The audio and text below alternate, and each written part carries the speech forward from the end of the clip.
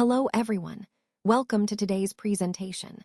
I'm excited to share with you a fascinating perspective on rebuilding trust in relationships. Today's topic is how to rebuild trust in a relationship.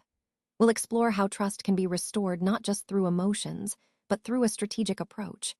Over the next few slides, I'll introduce some powerful ideas about managing relationships like successful businesses, using structure, clarity, and consistency. So, let's dive in and discover how this method can create long-term emotional safety. Most people start relationships kind of like they do with a romantic movie, driven by feelings, chemistry, and passion. And while those emotions can be exciting, they are really just temporary highs, not the solid foundation for something long-lasting. What truly sustains a relationship over time is compatibility, especially when it comes to core values. Think about things like how you view money, family, communication, and lifestyle. These are the things that create stability. Now, chemistry definitely plays a role in attraction, but it's not enough on its own. Compatibility is what keeps a relationship steady through the ups and downs. When trust is lost, it's often because someone crossed an unspoken expectation, something that wasn't clearly talked about from the start. So, rebuilding trust starts with redefining that foundation. We need to ask ourselves, what are our shared values? What are our non-negotiables? And where might our expectations have been unclear? When we gain clarity on these points, trust can be rebuilt much faster than trying to rely solely on emotion or feelings. It's about creating a clear, honest understanding of what really matters to both of us, which ultimately makes the relationship stronger and more resilient. When we think about hearing in business, we understand the importance of knowing exactly what the role requires before bringing someone on board. But in relationships, many people just hope that things will work out without that clarity. That's a big reason why trust can break down so easily, because there was never a clear agreement about what working out even means in the first place. So if we want to rebuild or strengthen trust, we need to be intentional. The key is creating a mutual job description for our relationship.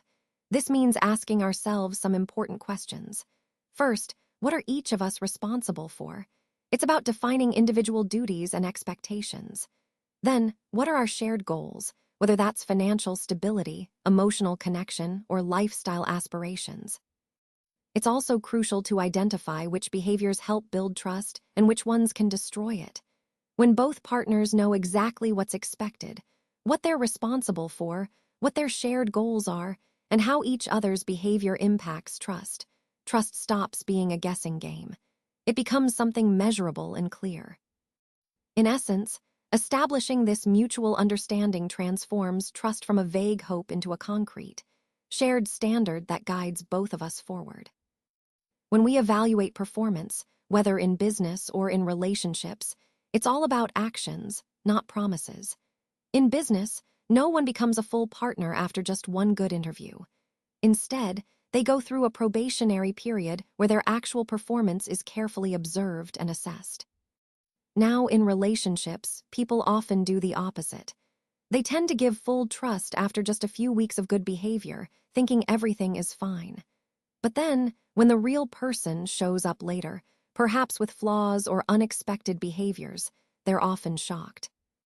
So if we want to rebuild trust, we need to shift our focus. Instead of relying on emotional impressions or words, we should observe behaviors. Watch how your partner handles conflict, disappointment, and pressure. Notice whether they follow through on promises consistently. Pay attention to how they react when you set boundaries. Remember, trust isn't rebuilt through words alone. It's built through pattern recognition, seeing consistent behavior over time. A partner's consistency is the most accurate indicator of whether genuine trust can be restored. This approach aligns with the overall theme of building stronger, more resilient connections based on real, observable actions. Many relationships often fall apart because one person is in love with potential rather than reality. They trust the idea of who their partner could become, instead of accepting who they truly are today. It's important to understand that trust cannot really grow in a fantasy. If someone has betrayed your trust, the key is to look at what they are consistently showing you, not what you wish they would show. You see, you cannot love someone into having different values, and you can't communicate someone into wanting the same life you want. Rebuilding trust requires us to accept what is, rather than chasing after what could be. This is a crucial part of understanding relationships and managing expectations. It ties back to the overall theme that real connection is based on accepting reality, not chasing illusions. Most relationships tend to fail not because of betrayal itself, but because of unclear communication afterward. In business, expectations are always made explicit. Everyone knows what's expected. But in love, people often assume their partners will just know what they need. That's a dangerous assumption. If you truly want to rebuild trust after it's been broken, you have to communicate with absolute transparency. That means saying things like, "Here's what I need to feel safe again," or "Here's what trust looks like for me now." It's about sharing your boundaries and your feelings openly. You also need to be clear about what could make that trust disappear again. Saying, "Here's what would make me lose that trust," helps set the boundaries clearly. When expectations are explicit, it creates structure and accountability. Those are the foundations for emotional security. Avoid hints or tests. Those only create confusion and insecurity. Instead, use direct statements. If being completely honest makes someone uncomfortable or scares them away, then perhaps they weren't suited for building trust in the first place. So remember, clear and honest communication is the key to restoring trust and strengthening your relationships, whether personal or professional. Scarcity is really the enemy of trust in any relationship. When we're afraid of losing someone, it often leads us to tolerate behaviors that we shouldn't accept. And that's where problems start to build. But here's the good news. Adopting a business-minded approach to dating can change all of that. When you understand your worth and have clear standards, you begin to see that there are many people out there who could be genuinely compatible with you. When both partners approach the relationship with this mindset, rebuilding trust shifts from a place of desperation to mutual qualification. It's no longer about holding on at all costs or trying to fix things out of fear. Instead, it becomes about evaluating whether this partnership still deserves your investment. This mindset actually empowers us. It helps us to stay true to ourselves, maintain healthy boundaries, and approach relationships with confidence rather than scarcity. Ultimately, it's about recognizing that trust is built on mutual respect, standards, and knowing your worth.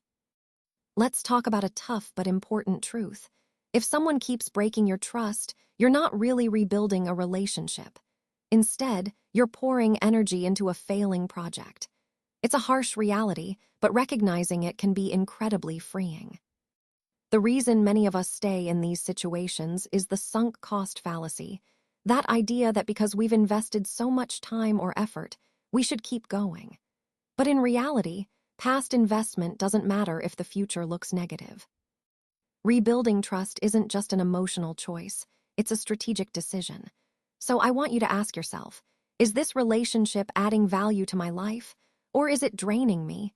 If the answer is draining, then it's okay to walk away with dignity. Sometimes, the smartest move is to cut losses and focus on your well-being. When it comes to rebuilding trust, the key is to rely on data rather than hope. If you decide to continue the relationship, think of this as an evaluation phase. It's about observing, measuring, and communicating consistently over time. Don't get caught up in apologies or promises. What really matters is the evidence you see in their actions. Ask yourself, does their behavior match what they say? Are they handling stress better than before?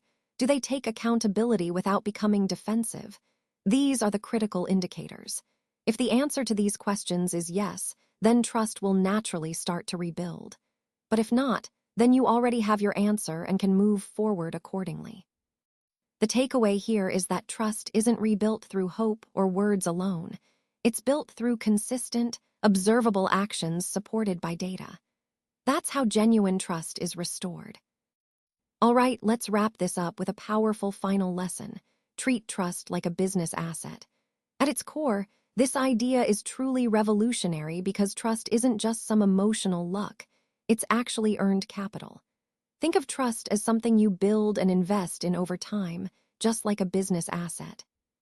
Every relationship, whether romantic, professional, or personal, is really an ongoing exchange of value. That might be emotional support, spiritual connection, financial stability, or practical help. And just like in business, success in relationships depends on transparency, consistent performance, and having a shared, aligned vision for the future. Now, rebuilding trust isn't about just feeling safe again in the moment. It's about designing a relationship structure, rules, routines, boundaries that make safety and trust inevitable. When you approach trust this way, it becomes more about creating a reliable framework than just hopping feelings will heal on their own. So it's time to stop thinking like a character in a romantic movie where everything is about fleeting feelings. Instead, start thinking like an investor in your emotional future. Love passionately, yes, but also build strategically. Because at the end of the day, you're not looking for someone perfect. You're looking for someone perfectly compatible with the life and integrity you want to create. And that's how you treat trust, as a vital, capital-earning asset that supports your long-term happiness and growth.